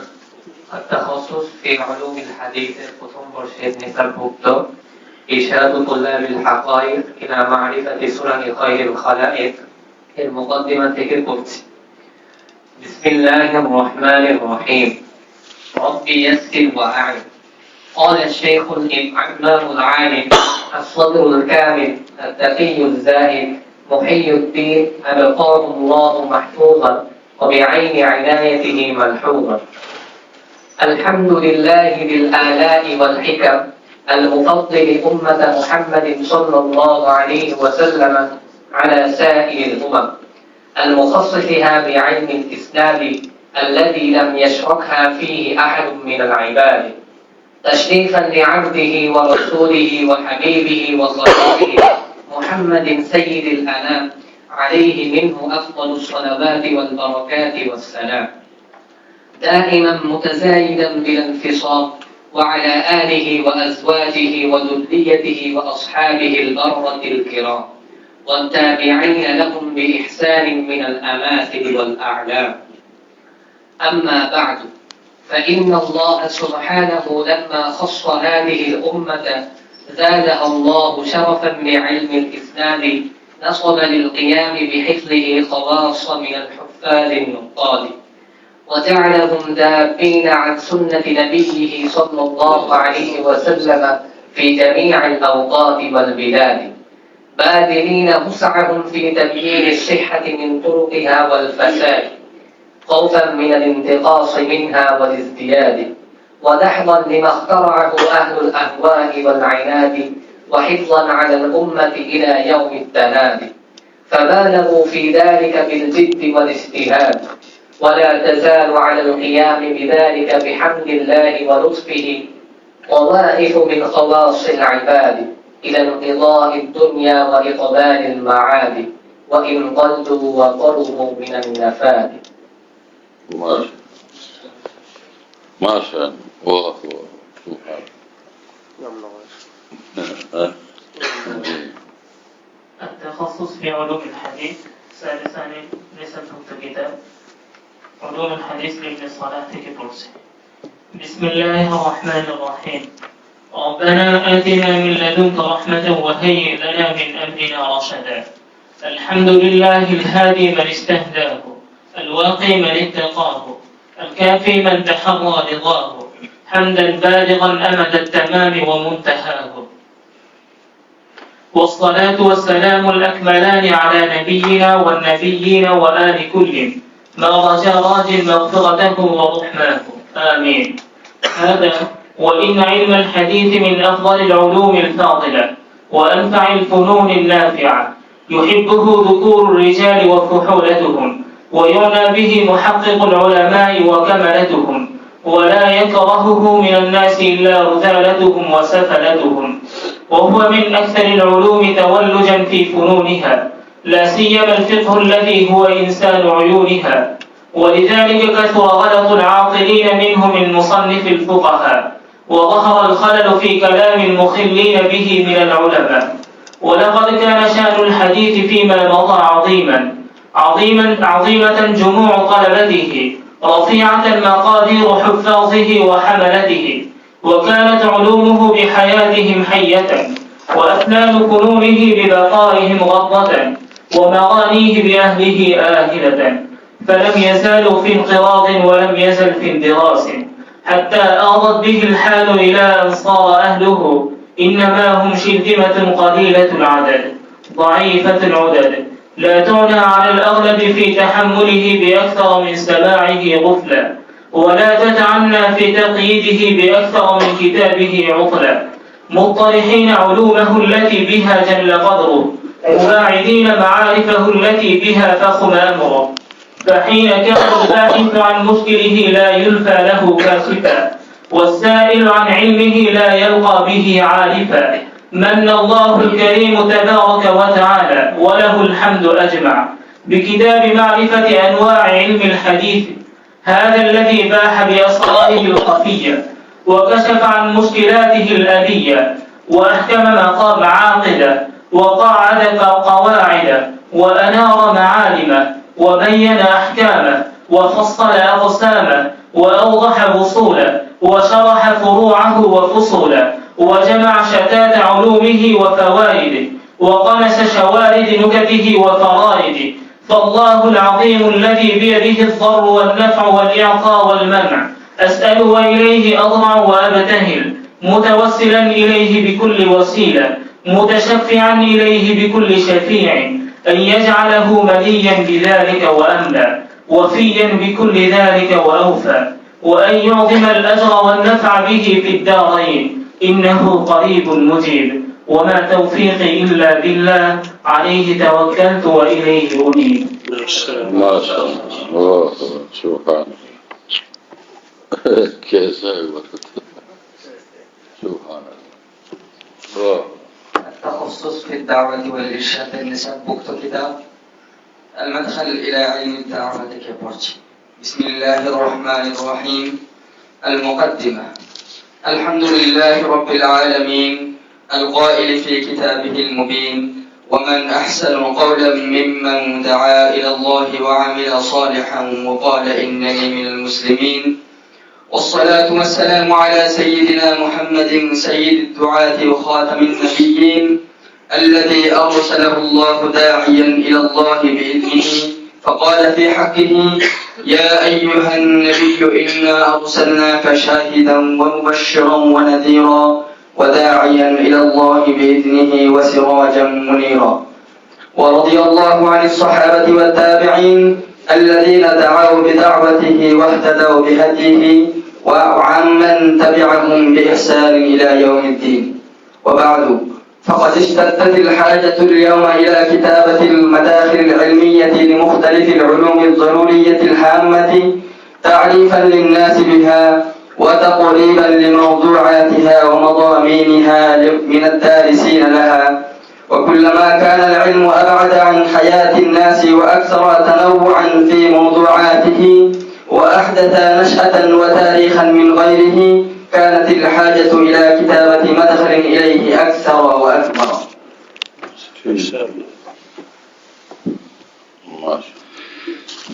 التخصص في الفقه والإفتاء প্রথম বর্ষের নিসাবভুক্ত কিতাব আত-তুরুল মুখতারের মুকদ্দিমা থেকে বলছি। বিসমিল্লাহির রহমানির রহিম। حمدا لك يا من شرفت صدورنا بأنواع الهداية سابقا، ونورت بصائرنا بتنوير الأبصار لاحقا، وأفضت علينا من أشعة شريعتك المطهرة بحرا رائقا، وأطلقت لدينا من بحار منحك المؤثرة نهرا فائقا، وأتممت نعمتك علينا حيث يسرت ابتداء تبييض هذا الشرح المختصر تجاه وجه منبع الشريعة والدرر، وضجيعيه الجليلين أبي بكر وعمر بعد الإذن منه صلى الله عليه وسلم، وعلى آله وصحبه الذين حازوا من منح فتح كشف فجد فضلك الوافي حقائقا. وبعد، فيقول فقير ذي اللطف الخفي محمد علاء الدين الحصكفي ابن الشيخ علي الإمام بجامع بني أمية ثم المفتي بدمشق المحمية الحنفي، لما بيضت الجزء الأول من خزائن الأسرار وبدائع الأفكار في شرح تنوير الأبصار وجامع البحار، قدرته في 10 مجلدات كبار، فصرفت عنان العناية نحو الاختصار وسميته بالدر المختار في شرح تنوير الأبصار، الذي فاق كتب هذا الفن في الضبط والتصحيح والاختصار. ولعمري لقد أضحت روضة هذا العلم به مفتحة الأزهار مسلسلة الأنهار، من عجائبه ثمرات التحقيق تختار، ومن غرائبه ذخائر التدقيق تحير الأفكار، لشيخ شيخنا شيخ الإسلام محمد بن عبد الله التمرتاشي الحنفي الغزي عمدة المتأخرين الأخيار، فإني أرويه عن شيخنا الشيخ عبد النبي الخليلي عن المصنف عن ابن نجيم المصري بسنده إلى صاحب المذهب أبي حنيفة. ما شاء الله، ما شاء الله، نجيب سبحان الله وبحمده. التخصص في الفقه والإفتاء ثالثا لنسبه كتاب بحوث في قضايا فقهية معاصرة الوجه. بسم الله الرحمن الرحيم. مقدمة الجزء الأول. الحمد لله رب العالمين، والصلاة والسلام على رسوله الكريم وعلى آله وصحبه أجمعين، وعلى كل من تبعهم بإحسان إلى يوم الدين. أما بعد، فإن عصرنا هذا قد حدثت فيه مسائل جديدة لم تكن معهودة أو متصورة من قبل، ولذلك لا يوجد لها ذكر صريح في مآخذ الفقه الإسلامي الأصيلة، ولكن الشريعة الإسلامية شريعة خالدة سوف تبقى إن شاء الله تعالى إلى قيام الساعة، وإنها منبثقة من الوحي الإلهي الذي تجلى في سورة القرآن الكريم والسنة النبوية الطاهرة على صاحبها أفضل الصلاة والتسليم، والذي لا تحول الأزمان دون إدراكه للحقائق الكونية وتطورات البشرية، فإنها مهدت للأمة الإسلامية مناهج وأصولا لا تزال غضة طرية في كل زمان ومكان، دون أن يعتريها بلا وفساد على كر الأعصار ومر الدب. ولم يزل الفقهاء المسلمون في كل مركز الفتاوى الإسلامية تحقيق المخطوطات شعبة كتاب أوجز السير تحقيق تعليق قراءة এটা নুসখা সংগ্রহ করা হয়েছে। আল্লাহ যেন খুব কবুল করেন, কামিয়াব করেন, তাকমিল পৌঁছে। মাশাআল্লাহ, এই সবার নতুন শুরু হয়েছে, কাজ আগে তো চলছে, এবার দুজন বিভাগে রাখা হয়েছে।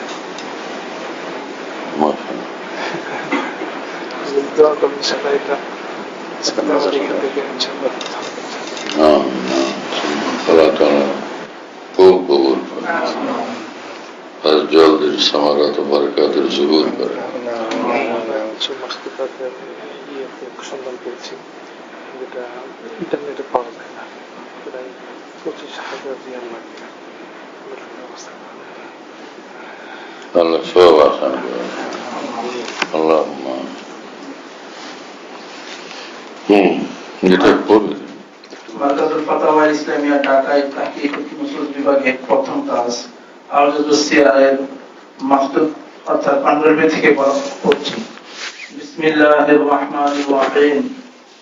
আলহামদুলিল্লাহি রাব্বিল আলামিন الذي من على المؤمنين إذ بعث فيهم رسولا منهم يتلو عليهم آياته ويزكيهم ويعلمهم الكتاب والحكمة وإن كانوا من قبل لفي ضلال مبين الذي أرسل رسوله بالهدى ودين الحق ليظهره على الدين كله وجعله خاتم النبيين ورحمة للعالمين وسيد الأولين والآخرين صل اللهم وسلم عليه وعلى آله وصحبه أجمعين ومن تابعهم بإحسان إلى يوم الدين محمد سيد الكونين والثقلين والفريقين من عرب ومن عجم نبينا الآمر ناهي فلا أحد أبر في قول لا منه ولا نعم وبعد فقال عبد ربه الولي السيد محمد عميم الإحسان بن المولى السيد عبد المنان المجددي البركتي الشهير بالمفتي هذا مختصر مزبوط في سيرة خير البشر سميته أوجز السير الرجاء من الله القبول بجاه سيدنا الرسول صلى الله عليه وسلم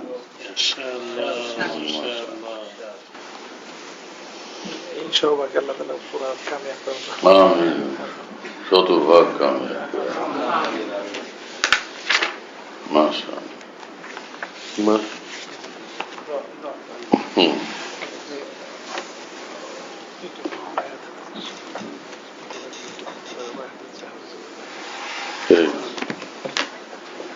पानी था তোমার ঘুম পুরো কি হলো তোমার তোমার হাতে যারা বায়াত হতে চায় বায়াত হবে পরে দোয়া হবে ইনশাআল্লাহ আমি আগে দোয়া হয়ে যায় পরে তার খুশি সে বায়াত আমি কয়েদ বন্ধ কি জন্য সমস্ত আলেমদেরকে মানে নসিহত করছি যে আমাদের হযরত আদম বরকাতুমের এই মুবারক হাতে এই মুবারক ফিকরের হাতে আমরা নিজেদেরকে নিজেদের হযরতের হাতে ছেড়ে দিই এবং ইনশাআল্লাহ আমাদের উলুমের ভিতরে সবকিছু জিন্দেগিতে অনেক বরকত হবে ইনশাআল্লাহ আমাদের যে হযরত নসিহত করলেন এই নসিহতের আসল মর্ম তখনই হবে যখন আমরা হযরতের হাতে আমরা নিজেদেরকে সময় দেবো ইনশাআল্লাহ হযরত দোয়া করবেন এরপর আমরা বায়াত হবে ইনশাআল্লাহ রোজি দিয়ে আগে জাল ফেলে পুরো আটকে বের চলো বায়াত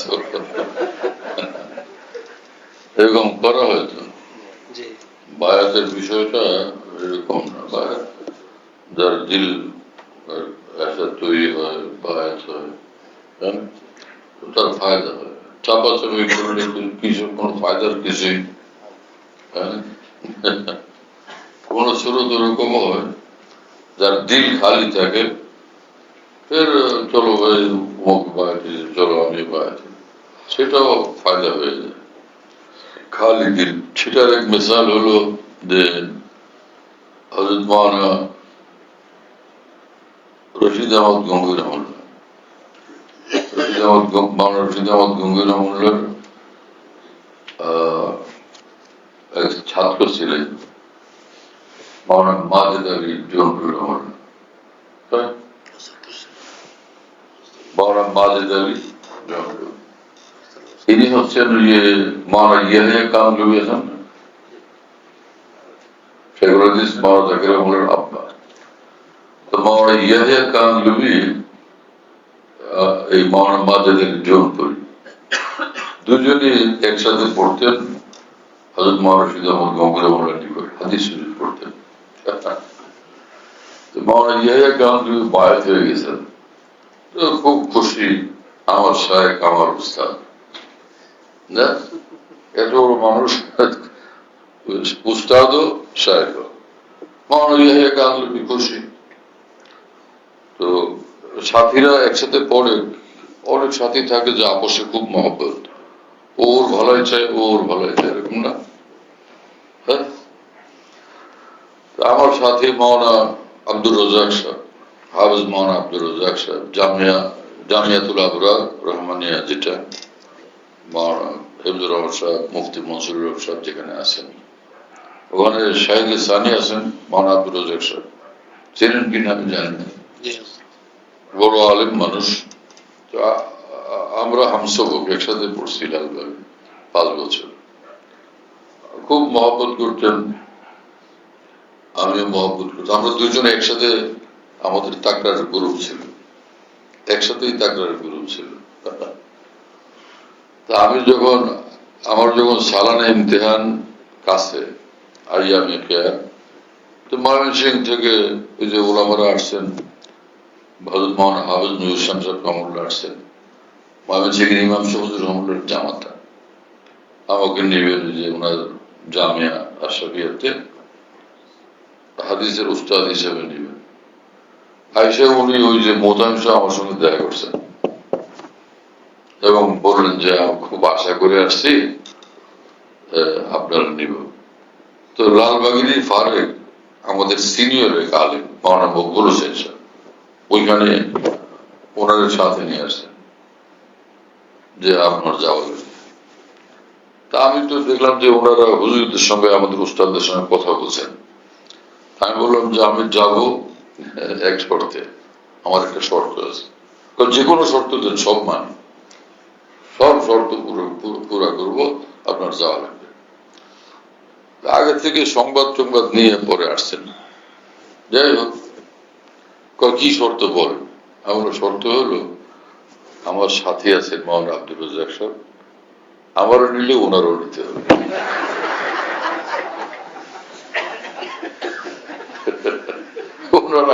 উনি আসছে খালি আমার নেওয়ার জন্য, আমার নিলে ওনারও নিতে হবে। ঠিক আছে, দুজনকে। পরে তো আমরা দুজনে গেছি আলহামদুলিল্লাহ, আর এক কামরা থাকছি, দরজা একটা, পরে ঢুকলে পরে মাঝখানে একটা হালকা পার্টিশন, ওই পাশে উনি থাকতেন, এই পাশে আমি থাকতাম। এই তো সাথীর প্রতি সাথী এরকম খায়ের খাই থাকে না। তো মাওলানা ইয়াহিয়া কামলি রহমাতুল্লাহ এরকম তো আগেই বায়াত, তো মাওলানা মাজেদ আলী জৌনপুরি নিজের সাথী চাইতেন যে ও তারা বলতেন ভাই তুইও বায়াত, না আমি বায়াতটা হই না।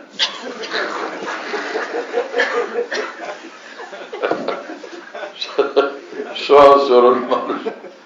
আবার কয়েকদিন পরে ধরতেন, ভাই আজকে হযরত সব দর্শে আসতেছেন, আজকে চল, আজকে তুই বায়াত হবে না, তুমি বায়াত হবি, আমি বায়াত হই না।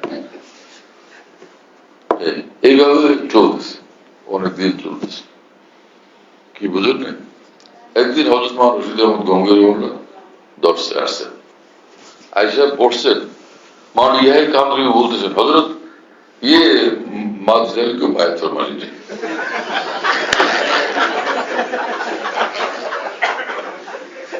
তো মাওলানা গঙ্গুই মনে করছেন যে মাজেদ আলী, বোধহয় মাজেদ আলী ওরে ধরছে, ভাই আমরা বায়াত করে দে। এই খেয়ালে মানে যে মাজেদ আলী কে হয়তো মাজেদ আলী ইয়াহিয়া ধরছে যে ভাই বায়াত করে দে, সেজন্য ইয়াহিয়া বলছে। কারণ ইয়াহিয়া সব তো আগে থেকে তাল্লুক ঘনিষ্ঠ, যারা ঘনিষ্ঠ তাদের ধরনের মানুষ। হযরত ওই খেয়াল করে হাত বাড়াই দিচ্ছেন, লাও ভাই হাত লাও। এখন তো পড়ছে বিপদ, এইটা করলো কি?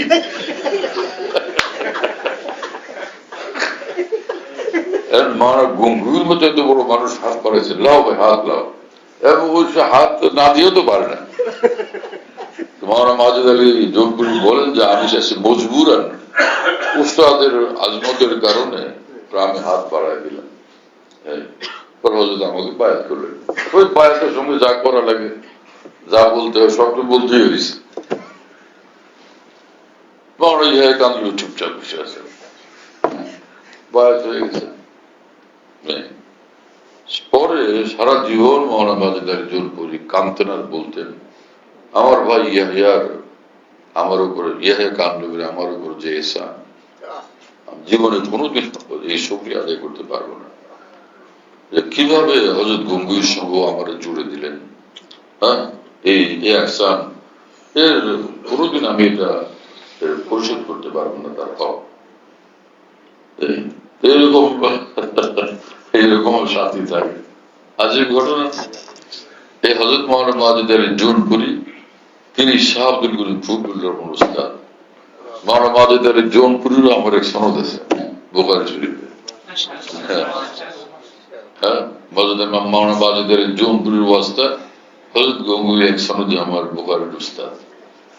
আল্লাহ পাকের মেহের, আমার বুখারী শরীফে 11টা সনদ আছে আলহামদুলিল্লাহ। আল্লাহ পাকের মেহেরবানি আলহামদুলিল্লাহ।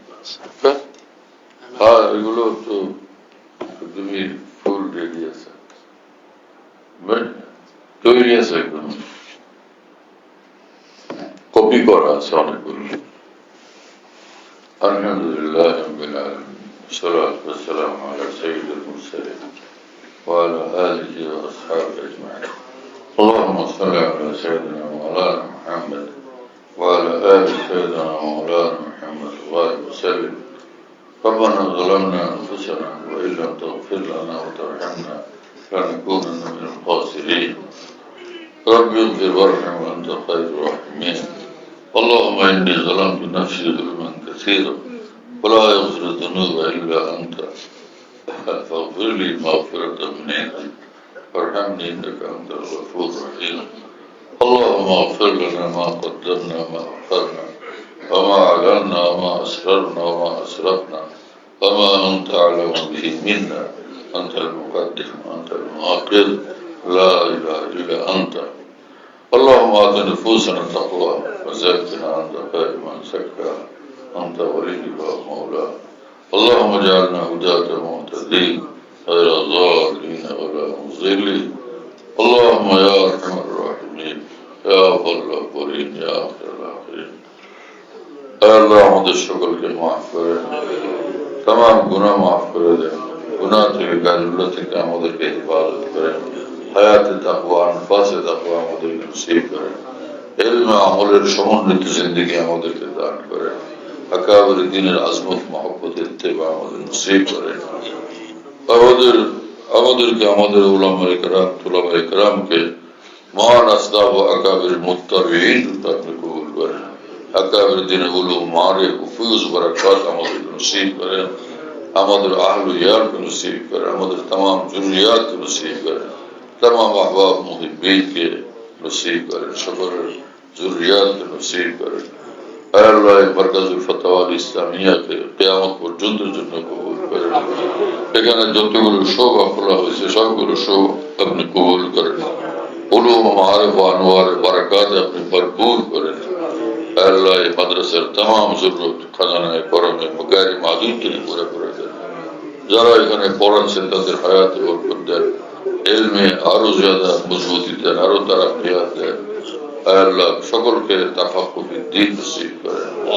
আল্লাহ যারা পড়তেছেন তাদেরকে উলামা রব্বানী ফুকাহা ফিদ্দীন আউলিয়া সিদ্দিকীন রূপে কবুল করেন, আকাবের দ্বীনের মুত্তাবিঈন সাদিকীন রূপে আপনি কবুল করেন। আল্লাহ আমাদেরকে মাফ করেন, আমাদেরকে আপনার বানান, আপনি আমাদের হয়ে যান। সকলের মাকাসিদ হাসানা আপনি পুরো করে দেন। সকল উলামা তুলাবায়ে কেরামকে আকাবের দ্বীনের জিন্দা নমুনা নিজ করমে আপনি বানান। আল্লাহ আপনি মেহেরবানি করেন, ইজ্জত শরফ নসিব করেন, মাকবুলিয়ত মাহবুবিয়ত নসিব করেন।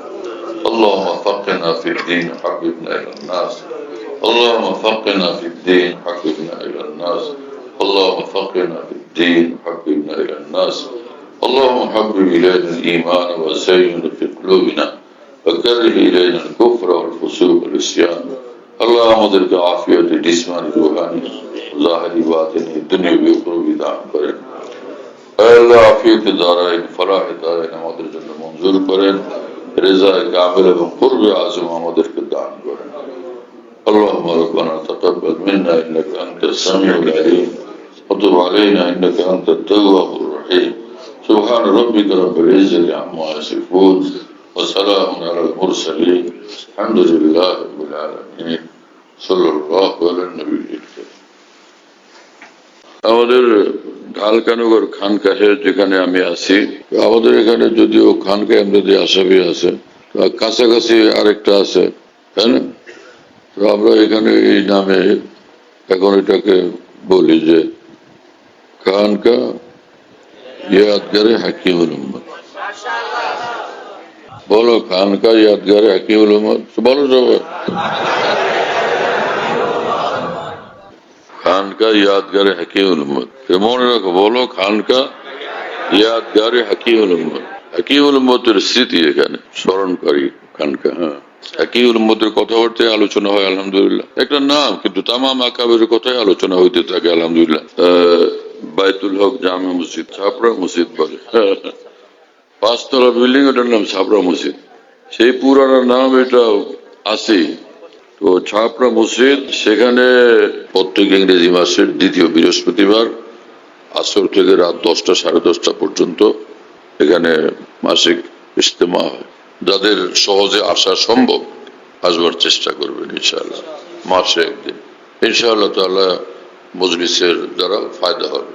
আল্লাহ তাআলা কবুল করেন। এখানে যে মাসিক মজলিস হয়, খোলাফায়ে কেরাম যারা আছেন সারা দেশে নিজ নিজ জায়গা থেকে মাইক লাগায় সেটা শোনার ইহতেমাম করলে ভালো হবে। কমপক্ষে এতটুকু যে এশার নামাজের পরে, সেদিন ইজতেমার দিন এশার নামাজের পরে যেটুকু মজলিস হয়, কিতাব থেকে পড়ে শোনানো হয়, তারপরে আমি নিজে মজলিসে বসি, হয়তো কথা বলি।